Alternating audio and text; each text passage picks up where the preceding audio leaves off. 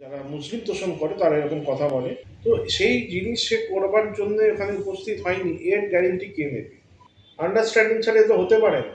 দেখুন, উনি একজন সিজন পলিটিশিয়ান এবং আজকে পশ্চিমবঙ্গে উনি শুধুমাত্র মুসলিম তোষণ করেই উনি সরকারে এসছে এবং সরকার চালিয়ে যাচ্ছে। মুসলিমরা ওনার প্রাইমারি ভোট ব্যাংক এবং উনিও ওনার কাজ দিয়ে এবং ব্যবহার দিয়ে দিনের পর দিন আচরণ দিয়ে এটা বুঝিয়ে দিচ্ছেন যে উনি মুসলিমদের প্রতি ওনার যে প্রীতি সেটা ওনার মনে হচ্ছে অন্তর থেকেই আছে। এবং এই যে হিন্দুরা আমার গলার মালা, মুসলিমরা গলার মালা, এগুলো সব ফেক কথা, মিথ্যে কথা। পলিটিশিয়ানসদের যেরকম যারা মুসলিম তোষণ করে তারা এরকম কথা বলে। তো এই কথায় হিন্দুরা যত কান কম দেবে তত ভালো। এবং হিন্দুদের একটাই লক্ষ্য হওয়া উচিত যে আগামী নির্বাচনে যেন মমতা বন্দ্যোপাধ্যায়কে উচিত শিক্ষা, উচিত জবাব দেয় ইভিএম এর মারফতে ভোট দিয়ে। আর গত পরশু উনি যে আচরণ করেছেন, যে তিনটে হিন্দু যুবক, তার মধ্যে একজন প্রতিবন্ধী, তাকে যেভাবে উদ্যম নিয়ে তাকে অ্যারেস্ট করালো মুখ্যমন্ত্রী, সেটা নিন্দে সারা বাংলা করছে। আমরা গ্রাউন্ড লেভেলে কাজ করি, মানুষের সাথে রোজ মেলামেশা করি, সাধারণ মানুষের সাথে মেলামেশা করি, সবাই এটা নিন্দে করছে। তো উনি যতই এগুলো বলুক, মানুষ এটাকে মেনে নিচ্ছে। দেখুন, এক নম্বর হচ্ছে সেখানে সমস্ত সনাতনী যারা জড়া হয়েছিলেন গীতা পাঠ উপলক্ষে, সেখানে গীতা পাঠ হচ্ছিল এবং ভারতের বড় বড় সাধু সন্ন্যাসীরা সেখানে এসেছিলেন, তাদের কোটি কোটি শিষ্য আছে, ফলোয়ার আছে। এবং আমি নিজে আমিষ খাই, কিন্তু বেশ কিছু দিন আছে যেখানে আমরা একটু নিয়ম পালন করার চেষ্টা করি। তার মানে আমিষ খাওয়াটা অনিয়ম সেটা বলছি না, আমি নিয়ম মানে আমি প্রচণ্ডভাবে আমিষ ভক্ত। কিন্তু যেখানে গীতা পাঠ হচ্ছে সেখানে এক নম্বর হচ্ছে সে মিথ্যে কথা বলে যে এটা ভেজ, এটা নিরামিষ বলে সে ওখানে প্রবেশ করেছে। মিথ্যে কথা বলে লোককে সে ভেজ প্যাটিস বলে চিকেন প্যাটিস, সে জানতো না, এই কথা তো মেনে নেওয়া যায় না। আজকে যদি আমি একটা মসজিদের ভেতর গিয়ে কি মসজিদের বাইরে দাঁড়িয়ে কিংবা ঈদের নামাজের ওখানে ভেজ বলে শুয়োরের মাংস খাইয়ে দিই, আর তারপরে আমি যদি বলি আমি জানতাম না এখানে ঈদের নামাজ হচ্ছে, আমি বুঝতে পারিনি এই দাড়িওয়ালা টুপিওয়ালাগুলো মুসলিম, এটা কি সমাজ মেনে নেবে? এটা কি পুলিশ প্রশাসন মেনে নেবে? মমতা ব্যানার্জি মেনে নেবে? মেনে নেবে না। তাই জন্য ও যেটা বলছে ওই মুসলিম প্যাটিসওয়ালা, জানতাম না এখানে গীতা পাঠ হচ্ছে, এটা মেনে নেবার বিষয় না, এই কথায় কোনো দম নেই। আর তাহলে যদি সেটাই হয় তো মিথ্যে কথা বললো কেন যে আমার কাছে ভেজ প্যাটিস আছে, মানে ভেজ এগুলো চিকেন এনেছে কি চিকেনের ভেতরে অন্য কোনো পশুর মাংস দিয়েছে কি ভাগাড়ের মাংস দিয়েছে কি, তাতে ও থুতু, অনেক ভিডিও ভাইরাল হয়েছে যেখানে মুসলিম যারা রান্না করছে তারা খাবারে থুতু মেশাচ্ছে। একটা টেররিস্ট আতঙ্কবাদী ধরা পড়েছে, সে রাইসিন তৈরি করেছিল, মানে রেখেছিল নিজের কাছে, যেতে খাবারের সাথে মেশাবে হিন্দুরা মারা যাবে। তো সেই জিনিস সে করবার জন্য এখানে উপস্থিত হয়নি, এর গ্যারেন্টি কে নেবে? সে তো একটা ভেন্ডার, সে লোককে খাইয়ে 100-200 জনকে অসুস্থ করে দিয়ে কি মেরে দিয়ে যদি পালিয়ে যায়, তাকে ধরবে কে? তারপরে কলকাতা পুলিশ কাজ করবে? তার কোনো ফুড কোয়ালিটি টেস্টের লাইসেন্স আছে? সে খাবার বিক্রি করছে তো। একটা হিন্দু খাবারের দোকান নিয়ে বসলে দুনিয়ার তাকে রুল আর ল কমপ্লাই করতে হয়। এটা যেহেতু সে একটা মুসলিম ভেন্ডার, সমস্ত রকমের সহযোগিতা সে পুলিশ থেকে এবং এই শেকু মাবুদের থেকে পাচ্ছে। স্টল হওয়া তো খারাপ নয়, স্টল যে কোনো জায়গায় থাকে, আমরা বিদেশে গেছি, বিদেশেও খাবারের স্টল থাকে। স্টল একটা জায়গায় ফিক্স থাকলো, সেখান থেকে লোক খাচ্ছে আলাদা, কিংবা এই মানে সেখানে লোক তাকে চিনতে পারবে যে আজকে কিছু হলে আমি তার সাথে গিয়ে কথা বলতে পারবো। ইনি ঘুরে ঘুরে বিক্রি করছে, এই যে টেররিস্ট না, কিংবা এর মনে যে কিছু নেই, কিংবা কি ভাবনা নিয়ে বিক্রি করছে। আর সেখানে সে চিকেন বিক্রি করবে কেন? আর চিকেন তো চিকেন হালাল চিকেন হবে কেন? আমরা হিন্দুরা তো হালাল খাবো না, আমরা তো ঝটকার মাংস খাবো, সেখানে সে চিকেন বিক্রি করবে কেন? তার তো প্রথম থেকে শেষ অব্দি পুরো তারই অপরাধ, তাকে পুলিশ, তার বিরুদ্ধে পুলিশ কি অ্যাকশন নিয়েছে? সনাতনী যুবক, তিনটে যুবককে আটক করেছে, তার জন্য তার মধ্যে একজন ফিজিক্যালি চ্যালেঞ্জ। ধন্যবাদ মহামান্য আদালতকে যে তাদের বেল হয়েছে। আমি তাদের সাথে গতকাল দেখাও করেছি, তাদের বাড়ির লোকের সাথেও যোগাযোগ রেখেছি। কিন্তু কি দেখা যাচ্ছে যে পুলিশ সম্পূর্ণভাবে, পুলিশ প্রশাসন এবং রুলিং পার্টি টিএমসি মমতা সম্পূর্ণভাবে হিন্দুদের কণ্ঠরোধ করার চেষ্টা, হিন্দুদের মেরুদণ্ড ভেঙে দেবার চেষ্টা, হিন্দুর মান সম্মান মাটিতে মিলিয়ে দেবার চেষ্টা, এই কাজ তারা করে যাচ্ছে। গত পরশুদিন কুলপিতে হনুমানজির মূর্তি ভাঙা হলো। কি করছে? কালী ঠাকুরের মাথা কাটা অবস্থায় প্রিজন ভ্যানে তাকে ঢোকানো হলো। কি করছে? এটা কি বার্তা দিতে চাইছে মমতা বন্দ্যোপাধ্যায়? উনি যাই বলুন, হিন্দু আমার গলার মালা, মুসলিম আমার গলার মালা, এটা আর কেউ মানবে না। ওনার চোখটা মনে হচ্ছে আলাদা, আমরা জানি না, কিন্তু ওনাকে যারা ইনফরমেশন দেয় তারা কারা আমরা জানি না। সেই মঞ্চে বিজেপির কোনো ফ্রন্টলাইন লিডার ছিল না, আর যদিও ছিল যারা গেছিলেন তারা নিচে বসেছিলেন। উনিও যেতেন, উনি নিচে বসতেন কিংবা ওপরে যেতেন, সেটা ওনার বিষয় ছিল। উনি গেলেন না কেন? সেটা হিন্দুদের একটা জনসভা, হিন্দু ধার্মিক সভা বলে উনি যাননি। কেননা ওনার যে মুসলিম ভোট ব্যাংক, ওনার একটা ধারণা যে মুসলিম ভোট ব্যাংক এফেক্টেড হবে, ওই যদি সেখানে যাই, উনি গেলে মুসলিম ভোট। আর এই জ্ঞানটা তো উনি মোল্লাদের দিতে পারে যে বাড়িতে বসে নামাজ পড়ো, রেড রোডে গিয়ে নামাজ পড়ার দরকার কি আছে? এই জ্ঞানটা কি খালি হিন্দুদের জন্য?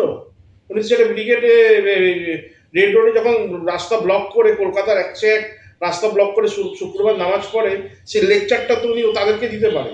সেখানে লেকচার দিতে গেলে থাবড়ে ওরা সোজা করে দেবে, এটা মমতা বন্দ্যোপাধ্যায় জানে। যেদিনকে হিন্দুর এই ক্ষমতা ধরবে, সিএমটাও সোজা হয়ে যায়। অবশ্যই ভয় পায়, তোষণ করে, এবং উনিও ওদের সাথে তো রাস্তায় নেমে নামাজ পড়তে নামে। সেটা উনি ঘরে বসে করতে পারে। উনি রাস্তায় নামছে কেন? উনি বলতে পারে না যে তোমরা রাস্তায় নামবে না, রাস্তা বন্ধ করবে না? হিন্দুদের বেলায় যত ওনার কুটকুটানি, যত আইন দেখাবেন উনি। দেখুন, বেশিরভাগ যারা এখানে মুসলিম আছে তারা কোনো না কোনো সময় হিন্দু ছিল।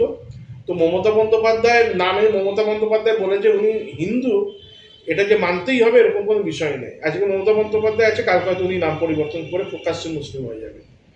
তো এটার কোনো গ্যারেন্টি নেই যে মমতা বন্দ্যোপাধ্যায়ের নাম মমতা বন্দ্যোপাধ্যায় ব্রাহ্মণ বলে সে যে হিন্দুই, তার কোনো গ্যারেন্টি নেই। অনেক স্ট্র্যাটেজি চলে। যতজন আপনি মুসলিম দেখছেন তাদের 2 জেনারেশন, 3 জেনারেশন, 4 জেনারেশন আগে তারা সব হিন্দুই ছিল। তারা আজকের দিনে মুসলিম, আগামী দিনে হয়তো আবার হিন্দু হতে পারে তার মধ্যে কেউ। তো মমতা বন্দ্যোপাধ্যায় যে ওই খালি ওই ব্যানার্জি সারনেম বলে উনি ব্রাহ্মণ হিন্দু, এটা বলা ঠিক নয়। দেখুন, গীতা পাঠ তো আমার যতদূর মনে 7ই ডিসেম্বর হয়েছে, আর 7ই ডিসেম্বর, আর উনি বাবরি মসজিদের শিলান্যাসটা করেছে 6ই ডিসেম্বর। 6ই ডিসেম্বর আমাদের ভারতবর্ষের একটা ঐতিহাসিক দিন। শৌর্য দিবস পালন করি আমরা হিন্দুরা। তার কারণ আমাদের যে দেশের ওপর যারা তোষণ করেছে, আক্রমণ করেছে, আমাদের হাজার হাজার মন্দির ভেঙেছে, আরবের বাজারে বিক্রি করেছে, লক্ষ লক্ষ হিন্দু হত্যা করেছে যারা, সেই বাবরের স্থাপিত আমাদের রামলালার মন্দির ভেঙে যে মসজিদ তৈরি করা হয়েছিল, কি ঢাঁচা তৈরি করা হয়েছিল, সেটা কর সেবকরা সেদিনকে 6ই ডিসেম্বর ভেঙে ফেলেছিল। তাই জন্য সেটাকে আমরা শৌর্য দিবস হিসেবে পালন করি। এবং হুমায়ুন কবির সেদিনকেই আরেকটা বাবরি মসজিদ তৈরির শিলান্যাস করল। এর দুটো কারণ: এক, উনি বাবরের যে মেমোরি সেটাকে জিয়ে রাখতে চায়, মুসলিমদের মধ্যেও জিয়ে রাখতে চায়, যাতে তারা বাবরকে আরো অনুসরণ করে, বাবরের মতো মোগলদের মতো যেন আচরণ করে। আর এবং হিন্দুদের মধ্যেও জিয়ে রাখতে চায়, যদি হিন্দুদের সেই স্মরণটা থাকে, হিন্দুরা খুঁজে বের করবে বাবর কি করেছিল। বাবরের ছেলের নামই তো হুমায়ুন ছিল, সেই হুমায়ুনই তো করছে, বাবরের ছেলের নামও হুমায়ুন ছিল। উনি হয়তো নিজেকে রিলেট করছে সেই বাবরের সাথে, তাই জন্য করছে। তাকে যে বহিষ্কার করা, এটা সম্পূর্ণভাবে একটা মমতা বন্দ্যোপাধ্যায়, হুমায়ুন কবির এবং টিএমসির একটা স্ট্র্যাটেজি, মুসলিম ভোট ব্যাংক আর হিন্দু ভোট ব্যাংককে মাথায় রেখে। যে হুমায়ুন যদি টিএমসিতে থেকে যদি বাবরি মসজিদের ডাক দেয়, তাহলে টিএমসির যে হিন্দু ভোট ব্যাংক আছে সেটা এফেক্টেড হবে। তাই জন্য কৌশল করে তাকে আলাদা করে, তাকে সব রকম সহযোগী আলাদা করে দিয়েছে, কিন্তু তাকে প্রশাসনিক, অর্থনৈতিক সমস্ত রকমের সহযোগিতা দিচ্ছে, মিডিয়া হাইলাইট সব কিছু হচ্ছে, কিন্তু সে নাকি দল থেকে তাকে বহিষ্কার করা হয়েছে। এটা পুরো স্ট্র্যাটেজি। আর দ্বিতীয় কথা হচ্ছে যে এর ফলে কি হবে, মুসলিম ভোট ব্যাংকটাও সে ধরে রাখতে পারবে।